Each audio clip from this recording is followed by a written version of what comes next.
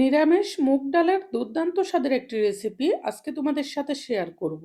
এটার সাথে বেগুনি থাকলে খাওয়াটা জাস্ট জমে যাবে। এছাড়াও রুটি, লুচি, পরোটা কিংবা রাজজাতীয় যে কোনো খাবারের সাথে এটা খেতে খুবই মজা লাগে। খুব সহজেই এটি রান্না করে নিতে পারবে আর আশা করছি এটা তোমাদের ভীষণ পছন্দ হবে। তো ফ্রেন্ডস, আমি তৃপ্তি আর তোমরা দেখছো তৃপ্তির রসুই ঘর। তাহলে চলো আর দেরি না করে রান্নাটা শুরু করে দিই। রেসিপিটি সম্পূর্ণ জানতে স্কিপ না করে পুরো ভিডিওটির সাথেই থাকো। প্রথমে চুলায় একটি কড়াই বসিয়ে দিব। কড়াইটি গরম হলে এখানে 1 কাপ পরিমাণ সোনামুখী মুগ ডাল দিয়ে দিব। এখন এগুলোকে নেড়েচেড়ে ভেজে নিব। এখানে ডালটা সোনামুখী মুগ ডাল দিতেই চেষ্টা করবে, এতে করে ডালের স্মেলটা অনেক ভালো হবে। সেজন্য ডালটা বাজার থেকে কেনার সময় দেখে কিনতে হবে। এই পর্যায়ে কিন্তু চুলার আগুনটি ডিমের থেকে একটু বেশি রেখে আমি ডালগুলোকে ভেজে নিয়েছি। যখন এই ডালগুলো হালকা লাল মতো হয়ে একটু সুগন্ধ বের হবে, এ পর্যায়ে আমি এগুলোকে একটি বাটিতে ঢেলে নিয়ে এরপর ধুয়ে একটু ভিজিয়ে রাখবো। আর কড়াইটিতে হাফ লিটার থেকে একটু বেশি জল দিয়ে আবার চুলায় বসিয়ে দিব। বসিয়ে দেওয়ার পর যখন জলগুলো ফুটে উঠবে, এই পর্যায়ে ডালগুলো দিয়ে দিব। ডাল দিয়ে ভালোভাবে ফুটে ওঠার জন্য অপেক্ষা করব। এরপর ডালের উপরে যে ফেনাগুলো উঠবে সেগুলোকে একটি চামচ দিয়ে এরকম উঠিয়ে ফেলে দিব। এতে করে ডালের কালারটা সুন্দর হবে।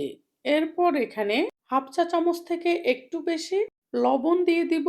লবণটা দেওয়ার কারণে ডালটা তাড়াতাড়ি সেদ্ধ হবে। এখন আমি চুলার আগুন ডিম করে ডালগুলো সেদ্ধ হওয়ার জন্য বসিয়ে রাখবো।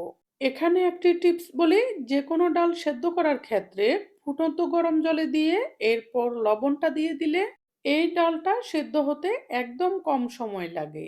25 থেকে 30 মিনিট সময় পর আমি ঢাকনাটি তুলে নিয়েছি।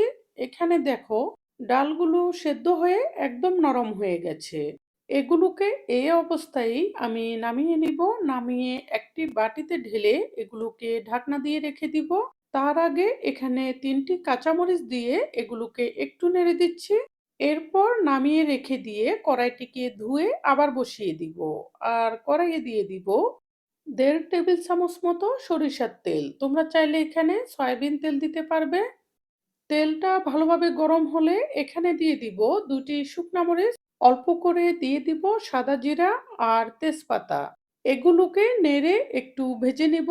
এই পর্যায়ে আমি তোমাদের কাছে একটি রিকোয়েস্ট রাখছি। তোমরা যারা আমার চ্যানেলে নতুন এসেছো, সকল ধরনের রান্নার সহজ এবং সুস্বাদু রেসিপিটি পেতে আমার চ্যানেলটি সাবস্ক্রাইব করে রেখো। আর যারা আগেই সাবস্ক্রাইব করে রেখেছো তাদের জন্য থাকছে অনেক ভালোবাসা। মশলাগুলো ভাজি হয়ে লাল হয়ে যাওয়ার পর আমি 1.5 চা চামচ মতো গ্রেট করা আদা দিয়ে দিয়েছি। আদাগুলোকে একটু ভেজে এখানে দিয়ে দিচ্ছি হাফ কাপ পরিমাণ টমেটো কুচি। আর হাফ চা চামচ থেকে একটু কম দিয়ে দিচ্ছি লবণ। লবণটা এখানে কমিয়ে দিচ্ছি কারণ ডাল সেদ্ধ করার সময় ওখানেও আমি লবণ ব্যবহার করেছি। এখন টমেটোগুলোকে নেড়েচেড়ে ভেজে নিচ্ছি। খুব বেশি ভাজবো না।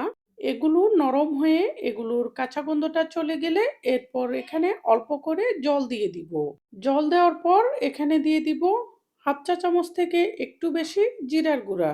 আর হাফ চা চামচ দিয়ে দিচ্ছি হলুদের গুঁড়া, হাফ চা চামচ মরিচের গুঁড়া।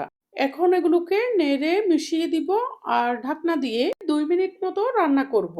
এরপর ঢাকনাটি তুলে চুলার আগুনটি ডিমের থেকে একটু বেশি দিয়ে নেড়েচেড়ে এগুলোকে ভালোভাবে কষাবো। মশলাটাকে ভালোভাবে কষানোর উপরেই কিন্তু ডালের স্বাদটা বেশিরভাগটাই নির্ভর করে।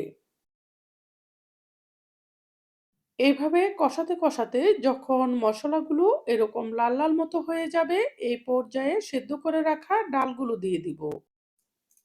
ডাল দেওয়ার পর মশলাগুলোকে নেড়ে ভালোভাবে ডালের সাথে মিশিয়ে দিব।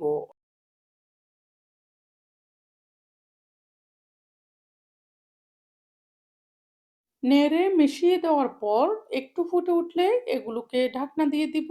আর চুলার আগুনটি একদম ডিম করে 5 মিনিট মতো এভাবে ঢাকনা দিয়ে বসিয়ে রাখবো। এরপর ঢাকনাটি তুলে নিব।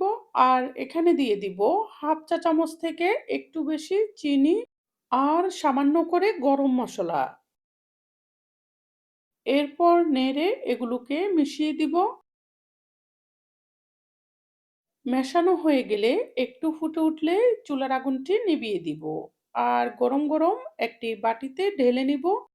কিছুটা ঠান্ডা হলেই এটি পরিবেশনের জন্য সম্পূর্ণ প্রস্তুত হবে। তোমরা অবশ্যই একবার হলেও মুগ ডালটা এভাবে রান্না করে দেখো। ঘরের সবাই খেয়ে ভীষণ পছন্দ করবে। আশা করছি রেসিপিটি তোমাদেরও ভীষণ পছন্দ হবে। যদি রেসিপিটি পছন্দ হয়ে থাকে অবশ্যই লাইক, কমেন্ট এবং সাবস্ক্রাইব করে সাপোর্ট করবে আরও নতুন নতুন রেসিপি উপহার পাওয়ার জন্য। এই বলে আজকের মতো এখানেই বিদায় নিচ্ছি। পরবর্তীতে চলে আসব নতুন কোনো রেসিপি নিয়ে। সেই পর্যন্ত সবাই ভালো থেকো।